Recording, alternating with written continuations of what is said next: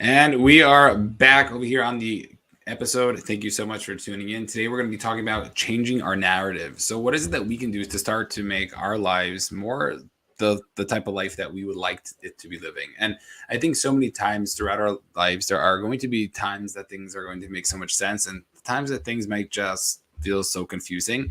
And what we need to try to do is we need to try to figure out, like, are we on the right path? Is this what we really want to be doing? And I recently had a birthday, and it's always nice when you have a birthday to reflect and to freak out how old you are and all that good stuff.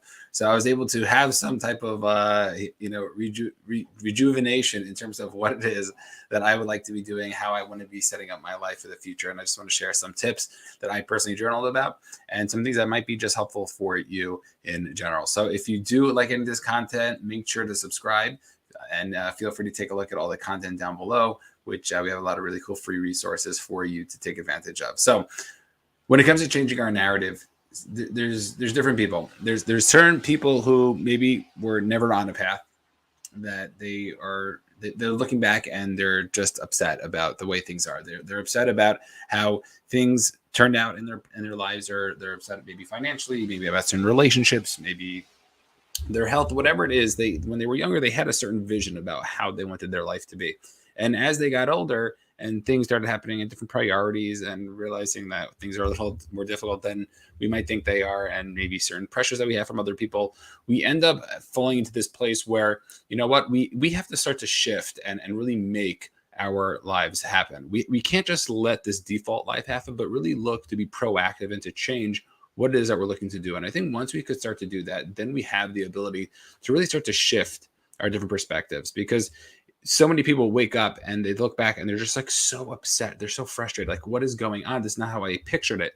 And if we could start to say, hey, you know what? The first thing, just acknowledge the fact, okay, where I am is not where I want to be. That could go such a long way, because we have then the ability to look to start to shift it and to look to move forward when we're looking to try to make those changes. Then you have the other type of person who maybe throughout their life has seen that plateau, has seen that life, has even gone up, but then like it starts to get even again. And then you go up again, you get excited, and you're just trying to find out, you know, what's that next thing? You know, maybe it's a career change, maybe it's a move. Something is off. You're just not sure what it is, and you really want to try to figure out what it is so you can start to move forward and really start to change that. Because so many times throughout our lives, different things happen. There are different priorities that pop up different times. When you're single, it's very different when you're married, than when you have kids, and when your kids get older. And throughout our life, there are different stages that we're going to be in. There are going to be different seasons throughout our life. And if we can start to say and just acknowledge the fact that where I am when I'm in my 30s, 40s, 50s is not where I was when I was in my 20s or my teens, or even in my 30s or 40s. So then what we could start to recognize is that it's okay to change. It's okay to shift. And we want to adapt, and we want to evolve to the new areas and the new things that we want to be doing. It doesn't mean that everything that happened in the past was a big failure. It doesn't mean it was a waste of time. But what it does mean is we do need to have a refocus. We do need to have a shift in terms of what it is we can start to do in order just to move forward, just to move that needle just a little bit. And sometimes it's really not such a big change. Sometimes it's maybe we just need to pick up a hobby, or maybe we just need to focus on our health, twice a week. We need to start working out again, whatever it might be. It doesn't have to be this massive change. And recognizing that our path, our history that we've been through has gotten us to where we are today. And recently, it's interesting. I was recently talking to somebody, and I was talking about how when I was in high school, I was a big people pleaser, and I was, really now as an adult, I look back and I was really annoyed about it. And he was saying that, like, you don't have to think about those times like a bad time. You don't have to be bitter about those times.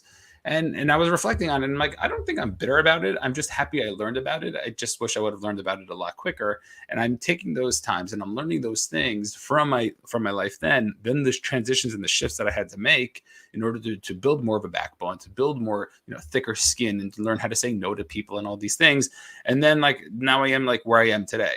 And I think I don't wish it was different, because I think it's really helpful, and that growth helped me. And I think there are a lot of things I said yes to that I maybe would not have said yes to, that I'm really proud of that I said yes to. But also recognizing that throughout our life, we're going to constantly be learning different things. We're going to have different times in our lives. We're going to have to be working on and focusing on certain areas of our life. And if we could start to shift that just a little bit, and to say, it's not, I don't regret it, but I'm just taking from it and I'm learning about it. And one of the cool things that I get to do is I get to share these tips that hopefully hopefully it works with other people, and hopefully other people might enjoy what it is that I'm, going through, not just as enjoyment, but really just using practical things of like, okay, if somebody's a people pleaser, what is it they can do? And it's one of the things that I like sharing on my YouTube channel. It's what I do on this podcast. It's really trying to allow ourselves to step into the different areas in our life that we want to be able to take advantage of. And I think if we could learn from them and just really just teach the person who's a step or two behind us, that could be something that could really shift it all. And we're taking from it. It's not happening to us. We're learning from it. And that is a total shift that we can make. And what's cool about this is that if you are the type of person who looks back and, you always like talk about like how traumatized you were when you were a kid, or whether it was from your parents or your friends, or that maybe there's something big happened. We're not living we're not physically in the past anymore. So we do have the ability just to have a different shift in our mindset, not to take away what happened to us, but if we could just give it a different meaning, our lives could be totally different. And that's what a lot of people try to do as they get older. It's not to ignore the fact that something happened. It's not to ignore the fact that, you were bullied as a kid, or your parents got divorced, or someone passed away. It's how can I give this a different meaning? Because from that time that happened, or maybe even until you started to become a person who recognized what was happening, you started to give it a meaning. And it's just a meaning. It's just a thought. It's just a perspective. And if we can look to just change that, to look at the other side of the coin, not to say that it never happened, not to say that the glass is not half empty, because it is half empty, but we're just focusing on the half full part. And I think acknowledging that could be something that could really just shift everything. And so many times people don't realize that all it really takes is a shift. It's a different perspective. And one of the cool things that I like working on with my clients is I like trying to see how we could frame things differently. And that's the terminology I like using. It's all, all the same stuff. But how can we frame this differently? Something happened to you. Okay, I'm really upset.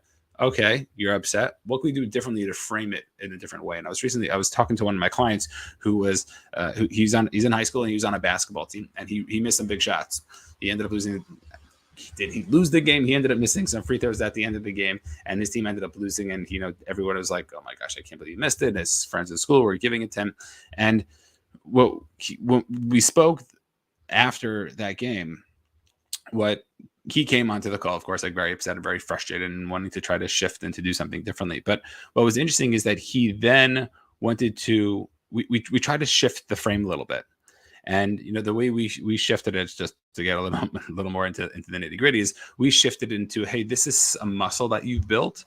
So now the next time you get put into a situation where your number's on the line, like you have experience with that.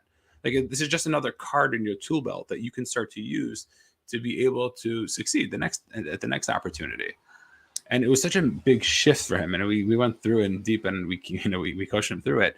But it was something that was so powerful that so many people don't realize that they can do that. They have the opportunity to start to change things in their own personal life. And if we could start to say that, hey, what's a story that I've been telling myself? What's the type of person that I keep telling myself, the beliefs that I have about myself, but that I don't really want to be? Am I the really quiet, shy person who I don't want to be quiet and shy anymore? I want to be outgoing. I want to be able to speak to people. Or am I the type of person who just like loves staying in a W-2 and I want to get out there? I want to be like a more adventurous. One of the kids I was working with, his goal was to just be more adventurous. And his definition of adventurous was to really just go out with friends in the middle of the week, to go to the movie or something like that. And it's so interesting because so many times we have that ability to start to shift.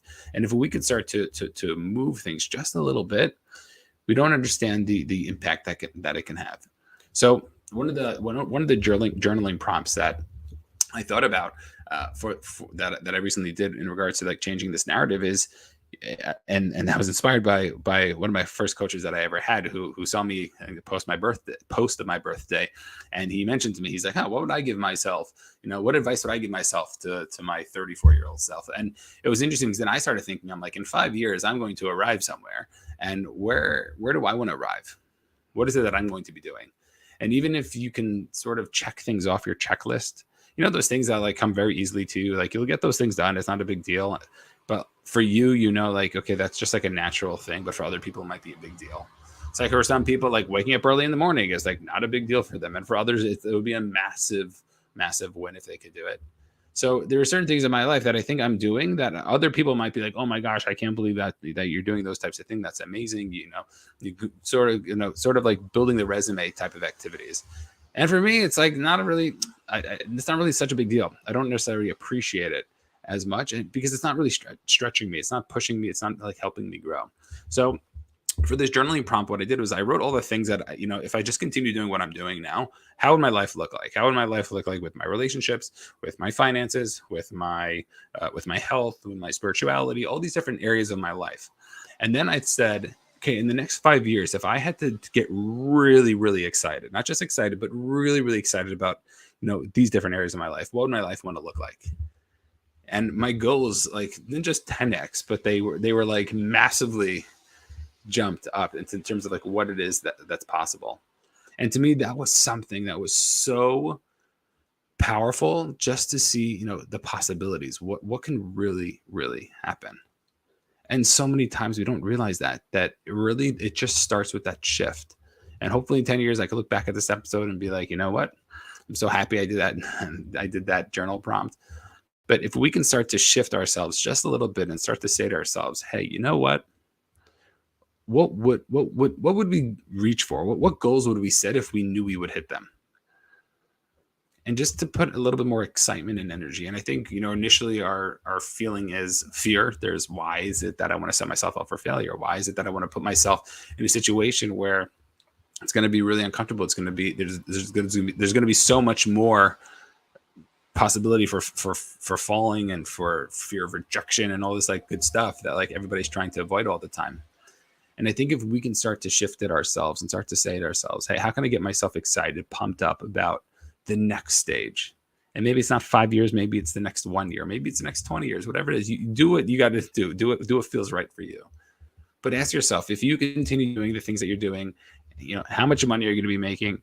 How many, how much, how's your health going to be? How your relationship's going to be? And if you could just work through all these different pieces and all these different ideas, what ends up happening is that we start to see that there really is this default life. And even if you're like doing a lot, sometimes it's just like, it's not doing it for you. For certain people, it could be like, oh, I'm going to be making $3 million, but it's like $3 million, like does not me yet. But it's like $3 million, like actually I'm going to be making in my sleep. But like, okay, if I want to make like $50 million, like that's exciting. I gotta become somebody different in order to do that. And that is something that we need to start to shift. And I really think if we could start to change and start to think about that, then that could really happen. And the place where to start really is really just to pick one small thing. I was recently speaking to a client of mine, and he was telling me how when we started working together, he just started jump roping. That was his thing, jump roping 5 minutes a day. And he said that the jump roping that he did 5 minutes a day was the thing that really got him like invested in personal development, really invested in himself. And that was so powerful to me because it was something as small as jump roping 5 minutes a day. For me, it was walking around the block. I totally took that from Jim Rohn, who spoke about that. And really understanding that we all have the ability to start to shift in different areas. And that could be something that could really start to shift.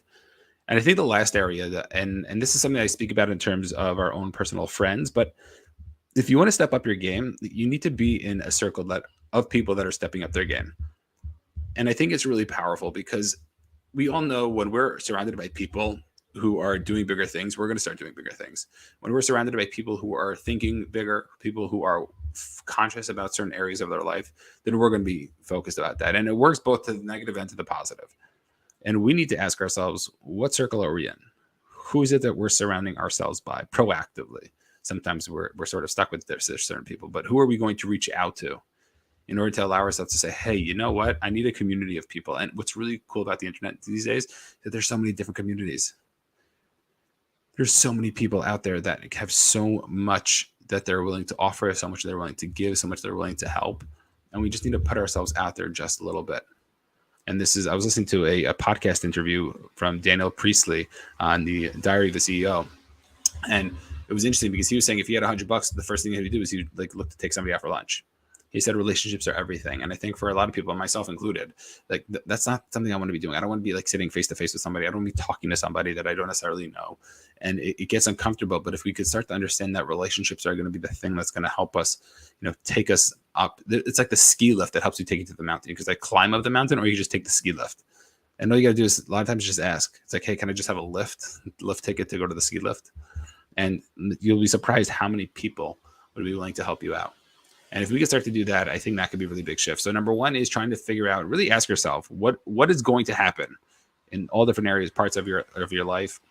If you're not sure which parts of your life that you are looking to look into, you can feel free to Google the Wheel of Life, and on the Wheel of Life, it gives you different topics, or you could just ask ChatGPT what are top 10 areas of someone's life that they want to work on. That's pretty easy over there. And then recognize what is that you can start to shift. Well, how would it make it more exciting for you in order to start to see that success? Then the next thing is you want to start to take small steps. So to pick one thing, I want to put one less spoon of sugar in my coffee, or half a spoon of sugar in my coffee, right? Or I want to have one less cookie a day, or, after 10:30 at night, I'm not eating anything. Whatever it could be, just pick one small thing. And I'm telling you, those small shifts really can start to change. And then the last one is, what circles do you need to get into? You don't need to get into them yet. Just like ask yourself, if I had to pick one circle to get into, where would I look into? And I think if we could start to do these different things, then I really think our narrative could start to switch. We can start to change our own perspective, our own lives, and really start to move the needle just a little bit. So let me know if you have any questions on this. It's something that just happened to me recently, just because I had my birthday, and birthdays are always fun for that type of stuff. So let me know what you're thinking, and I'll see y'all in the next one. See ya. Peace.